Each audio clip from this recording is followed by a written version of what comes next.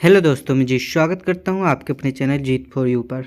आपको जैसा कि मालूम है अपनी ओलंपियाड का एग्ज़ाम होने वाला है 19 जनवरी को। तो उसके लिए मैं आपके लिए जनरल नॉलेज के क्वेश्चंस लाया हूं खंड आ। तो इसके लिए मैं अलग अलग क्वेश्चन लाऊंगा, हिंदी के लाऊंगा, इंग्लिश के लाऊंगा, मैथ के, और जो भी क्वेश्चंस हैं सारे के सारे क्वेश्चंस मैं बताऊंगा। सोशल साइंस के क्वेश्चन इसमें देखने वाले। टोटल आपके 5 खंड होंगे और 5 ही स्तर आपके ओएमआर शीट में दिए गए होंगे। अगर आपने अभी ओएमआर शीट भरना नहीं सीखा है तो डिस्क्रिप्शन में आपको लिंक मिल जाएगी, वहाँ से जाके आप डाउनलोड कर सकते हो ओएमआर शीट।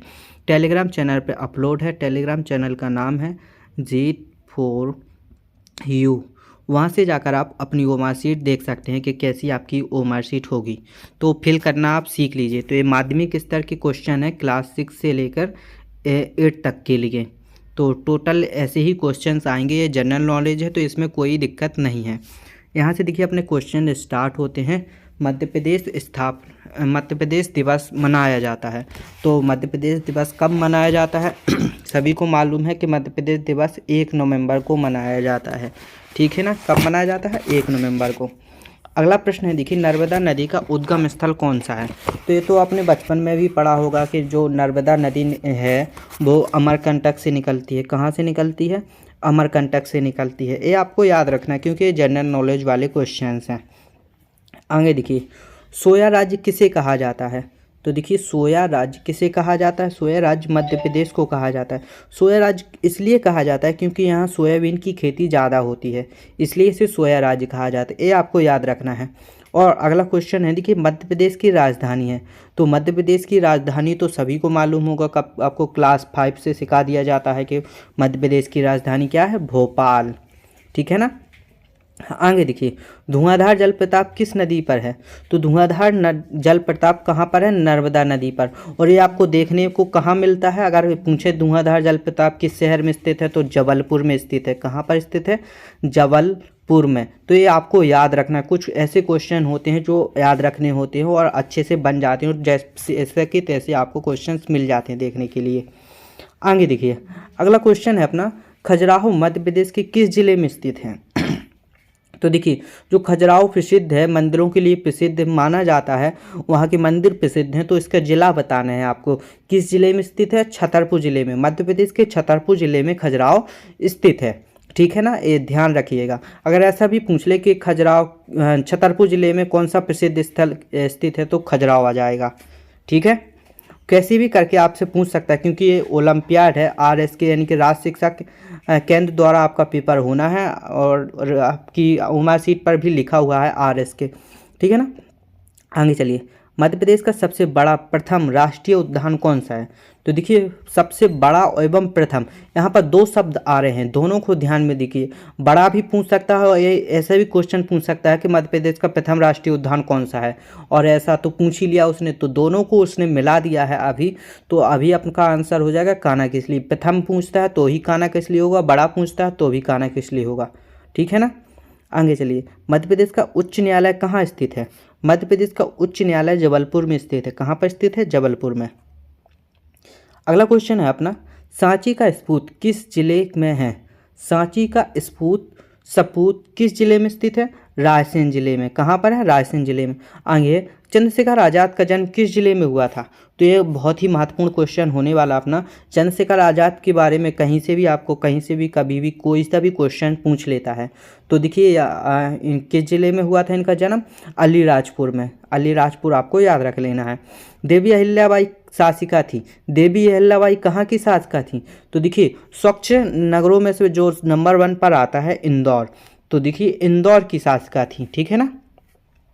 ऐसे ही अपन याद करते चलेंगे और बहुत सारे क्वेश्चन बनते चलेंगे, और किसी भी क्वेश्चन में आपको डाउट आता है तो आप कमेंट करके पूछ सकते हैं।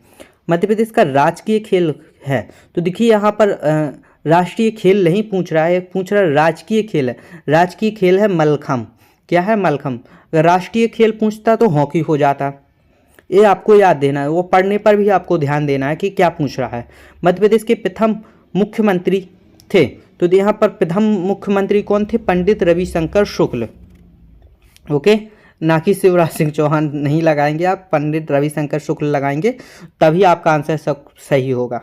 अब आगे अगला क्वेश्चन है अपना, हीरा उत्पादन में प्रथम राज्य है।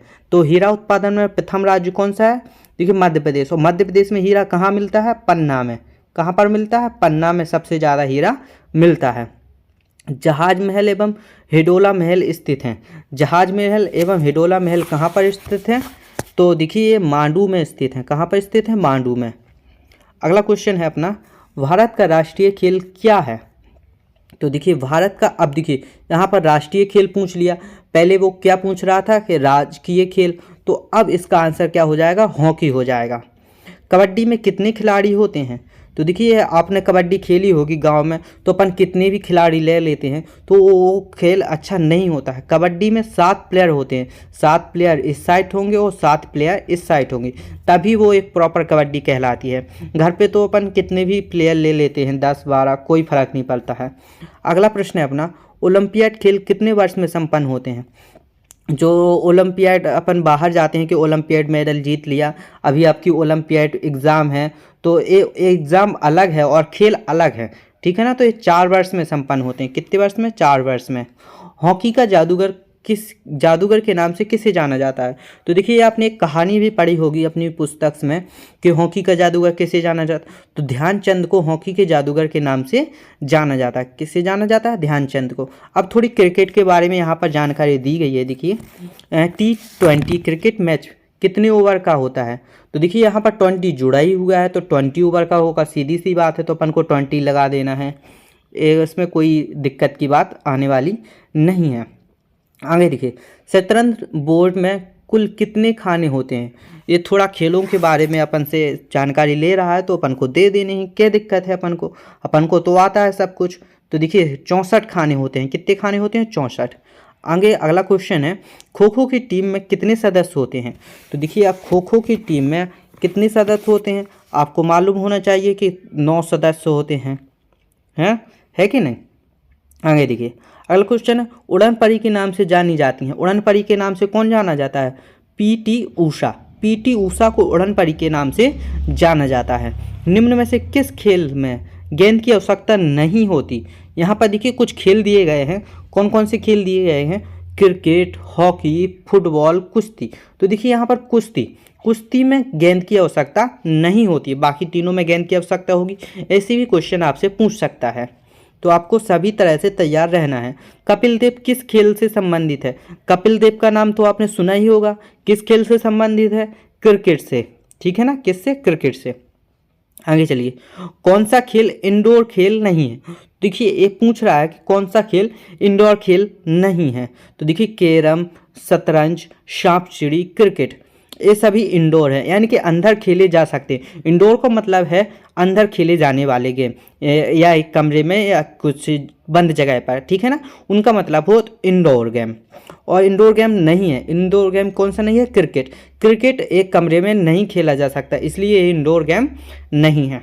इंडोर और आउटडोर, एक कौन सा गेम है? आउटडोर गेम है। आपसे पूछिए आउटडोर गेम कौन सा है, तो आपका क्वेश्चन होगा क्रिकेट। ऐसा भी क्वेश्चन कर सकता है। अब आगे देखिए, निम्नलिखित में से कौन सा खेल एथलेटिक्स में शामिल नहीं है? जो एथलीट्स गेम होते हैं जैसे दौड़ होती है, कूद होती है, तो ऊंची कूद वगैरह, तो एथलीट्स गेम में किसे शामिल नहीं किया गया है? कुश्ती को। बाकी दौड़, लंबी कूद, ऊंची कूद सभी को एथलीट्स में शामिल किया गया है, लेकिन कुश्ती को नहीं किया गया है। ऐसा भी आपको याद रखना है, ठीक है। सबसे बड़ा मैदान चाहिए, सबसे बड़ा मैदान किस खेल के लिए चाहिए? देखिए टेनिस के लिए, फुटबॉल के लिए, बैडमिंटन के लिए, कुश्ती के लिए, तो सबसे बड़ा मैदान चाहिए फुटबॉल के लिए। ये टेनिस और बैडमिंटन थोड़ी जगह में खेल जाते हैं, कुश्ती भी थोड़ी ही जगह में खेल जाती है, लेकिन फुटबॉल के लिए आपको बड़ा ग्राउंड चाहिए, जैसे क्रिकेट के लिए चाहिए होता है। आगे अगला क्वेश्चन अपना, मध्य प्रदेश का राजकीय खेल है। तो मध्य प्रदेश का राजकीय खेल, क्वेश्चन रिपीट हो गया थोड़ा, सॉरी, तो अपन क्या लगा देंगे? मलखम, ठीक है ना। आगे कौन सा प्राचीन खेल नहीं है? यहाँ पर देखिए प्राचीन खेलों के बारे में पूछ रहा अपन से, चौपाड़, गिल्ली डंडा, हॉकी, जानवरों की लड़ाई, तो इनमें से कौन सा खेल प्राचीन नहीं है? तो देखिए यहाँ पर जो हॉकी है ये खेल नया है, तो ये प्राचीन खेल नहीं है। बाकी जानवरों की लड़ाई, चौपाल एंड गिल्ली डंडा ये सभी प्राचीन खेल हैं, ठीक है ना। आगे चलिए, लंबाई का मात्रक क्या है? लंबाई का मात्रक होता है मीटर। क्या होता है? मीटर। प्रकाश चलता है, प्रकाश कैसे चलता है? सरल रेखा में प्रकाश चलता है, ये आपको याद रखना है। रीडिंग लेंस की तरह उपयोग में लाया जाता है, तो रीडिंग लेंस की तरह उपयोग में क्या लाया जाता है? उत्तल लेंस, ठीक है ना, उत्तल लेंस। आगे चलें, यहाँ पर देखिए अगला है चुंबक में ध्रुवों की संख्या होती है। चुंबक में कितने ध्रुव होते हैं? सभी को मालूम है कि चुंबक में 2 ध्रुव होते हैं, एक होता है N और एक होता है S। इस तरह की अपनी चुंबक होती है, ठीक है ना। अगर इसको 20 से तोड़ दिया जाए तो फिर इसमें N और S हो जाएंगे और इसमें N और S, अपने आप N और S बन जाते हैं उसमें, ठीक है ना। तो यहाँ पर लिखिए अपन ने 34 क्वेश्चन कंप्लीट कर लिए हैं। अगले क्वेश्चन अपन अगली वीडियो में कंप्लीट करेंगे, नहीं तो वीडियो बहुत लंबी हो जाएगी और आप वीडियो को पूरा नहीं देखें। तो क्वेश्चंस को पूरा देखना है और इस वीडियो को अपने दोस्तों के साथ शेयर करना है। मिलते हैं ऐसी अगली वीडियो में, तब तक के लिए धन्यवाद।